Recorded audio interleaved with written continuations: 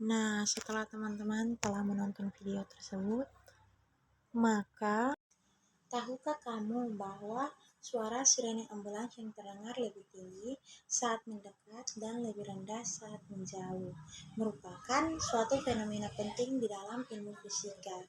Nah, mengapa hal tersebut dapat terjadi? Hal tersebut dapat terjadi karena adanya efek Doppler, di mana efek Doppler sendiri adalah perubahan frekuensi gelombang yang diterima oleh pengamat akibat pergerakan relatif antara sumber gelombang dan pengamat.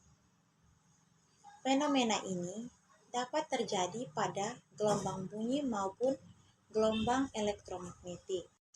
Nah, tentunya teman-teman pada penasaran ya, mengapa sih sirene ambulans yang terdengar lebih tinggi saat mendekat dan lebih rendah saat menjauh?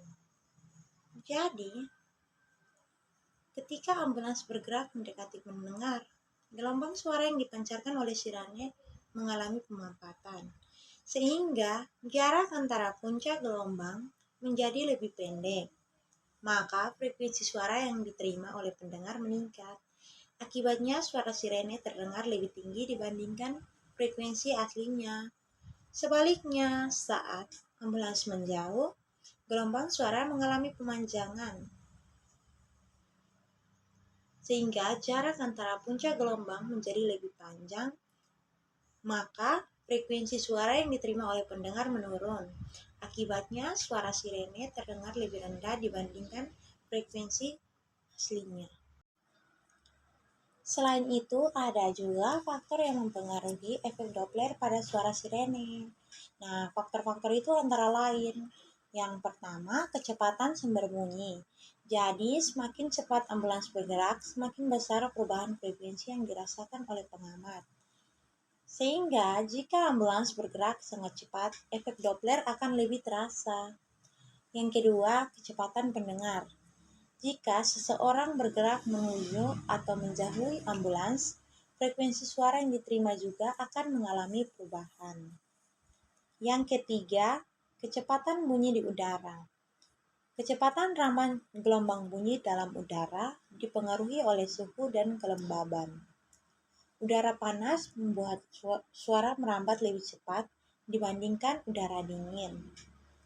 Nah, yang keempat, sudut pergerakan sumber bunyi terhadap pendengar.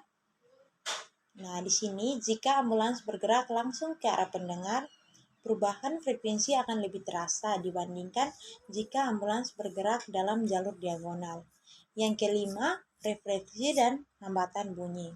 Bangunan atau objek lain dapat mengantarkan suara sirene, menciptakan efek gema yang dapat mempengaruhi bagaimana bunyinya terdengar. Nah, tentunya tidak hanya terjadi pada suara sirene ambulans, tetapi efek Doppler ini juga dapat terjadi dalam berbagai bidang, baik bidang ilmu pengetahuan maupun teknologi. Di sini efek Doppler juga dapat terjadi pada astronomi. Dalam astronomi, efek Doppler digunakan untuk menentukan apakah suatu bintang atau galaksi bergerak mendekati atau menjauhi bumi. Pergeseran warna cahaya yang diamati, merah atau biru, menunjukkan kecepatan gerak benda langit. Yang kedua, dapat terjadi pada radar dan pengukuran kecepatan kendaraan, di mana polisi menggunakan radar Doppler untuk menentukan kecepatan kendaraan. Di sini, gelombang radio dipancarkan ke kendaraan, lalu pantulannya dianalisis untuk mengukur kecepatannya. Yang ketiga, dapat terjadi pada teknologi medis atau USG Doppler.